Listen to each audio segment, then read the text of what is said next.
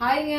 Deepavali purchase பத்தி plan பண்ணிட்டீங்களா? டைரக்டா போய் எடுக்கலாமா இல்ல ஆன்லைன் பர்ச்சேஸ் பண்ணலாமா அப்படின்னு சொல்லிட்டு பிளான் பண்ணிட்டீங்களா? இன்னைக்கு அதை பத்தின ஒரு வீடியோ தாங்க. உங்களுக்கு ஒரு விஷயம் ஞாபகம் இருக்கா? இதே நம்ம சின்ன பிள்ளையா இருக்கும்போது தீபாவளி பர்ச்சேஸ் எப்படி இருக்கும்?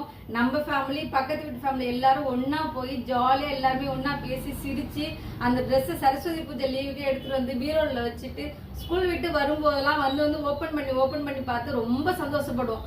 ஆனா இப்ப இருக்கிற நம்மளுக்கு அந்த மாதிரி சந்தோஷங்கள் எதுவுமே கிடைக்கிறது கிடையாது. ஏன்னா நம்ம புடவைங்கிறது வந்துட்டு எப்ப எடுக்கிறோம், ஏன் எடுக்கிறோம், எதுக்கு எடுக்கிறோம் அப்படிங்கிறதே தெரியாம எல்லாத்துக்கும் புடவை எடுக்கிறோம். இதே நம்ம முன்னால எப்படி புடவை எடுத்தோம்? தீபாவளி, பொங்கல், நம்ம அக்கா கல்யாணம், மாமா கல்யாணம் அப்படின்னா மட்டும் தான் நம்ம ட்ரெஸ் எடுப்போம். அந்த ட்ரெஸ்ஸுக்கோட வேல்யூவே வேறங்க.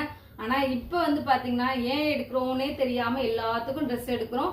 அந்தந்த ஒரு சாரீஸ்கோட வேல்யூவே இல்லாம போயிடுது. அப்படி இல்லாம உங்களுக்கு கண்டிப்பா வேணும், இது முக்கியம் அப்படின்னா மட்டும் நீங்க வேணுங்கிறத பர்ச்சேஸ் பண்ணிக்கோங்க. பிடிச்சா லைக் பண்ணிக்கோங்க.